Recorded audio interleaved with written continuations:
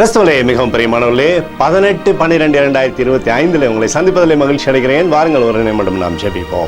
அன்பு தகப்பனே, இன்றைக்கு என்னுடைய பாதுகாப்புக்காய் ஜெபிக்கும்படி என் தேவனுடைய சமூகத்தில் வருகிறேன். என் தேவனுடைய கரம் தாமே இவரை தாங்கி வழிநடத்தும்படியாக ஜெபிக்கிறேன்னப்பா. தீமைகள் அணுகாதபடி வேலி அடைப்பீராக. நாசமோச விலைக்கு வர நீங்கள் பாதுகாத்துக் கொள்ளுங்கப்பா. உடைய நன்மை இவருக்கு முன்பதாக இருக்கட்டும், உடைய சமூகம் இவருக்கு முன்பதாக கடந்து செல்லட்டும்.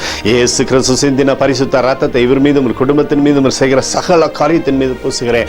ஆகவே இந்த நாள் முழுவதும் நிறைவு இவருடைய வாழ்க்கையில் இருக்கட்டும். உடைய பரிசுத்த கரம் இவரோடு இந்த அற்புதத்தை செய்வதாக, உடைய நிறைவுக்குள்ளாக இவரை மூடி மறைத்துக் கொள்ளும்படி ஆட்சேபிக்கிறேன்ப்பா. யோசுவா 1:9 படி பலன் கொண்டு திடமனதாய் இருந்து கர்த்தர் உன்னோடு இருக்கிறார் என்று சொல்லி எழுதப்பட்டிருக்கூடிய வார்த்தையின்படி, ஆண்டவரே, நீர் இவரோடு இந்த அற்புதத்தை செய்வதற்காக நன்றி. நேற்றும் இன்றும் என்று மாறாதவராகி இயேசுவின் நாமத்திலே ஒப்புக்கொடு ஜெபிக்கிறேன் நல்ல பிதாவே, ஆமேன்.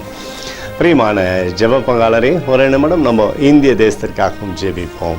அன்பு தகப்பனே, 18/12/2025 இந்திய தேசத்திற்காக ஜெபிக்கும்படியாக என்னுடைய சமூகத்தில் வருகிறேன். தேசமானது நன்மை பார்க்கும்படி நீர் செய்தபடி ஜெபிக்கிறபடி கோலும் கைத்தனையும் தேசத்தை தேற்றுவதாக. உடைய நிறைவானது தேசத்திலிருந்து அற்புதத்தை செய்யட்டும் அப்பா. உடைய கிருபையின் மேலே தேசத்தை அப்பா நீர் மூடி மறைத்துக் கொள்ளும்படியாக ஜெபிக்கிறேன். சமாதானம் உண்டாகட்டும். எங்களுக்காக அடித்து நொறுக்கப்பட்டிருக்கூடிய இயேசு கிறிஸ்துவும் அவர் சிந்தின விலையேறப்பட்ட ரத்தத்தை வைத்து ஒப்புக் கொடுக்கிறேன். அத்தோடு இந்திய எழுப்புதலை தரும்படியாய் ஜெபிக்கிறேன். எழுப்புதலை தருவீராக, எழுப்புதலை தருவீராக, எழுப்புதலை தருவீராக. எழுப்புதலை எங்கள் கண்கள் பார்க்கும்படி நீர் ஆசீர்வதிக்கும்படி ஜெபிக்கிறேன்.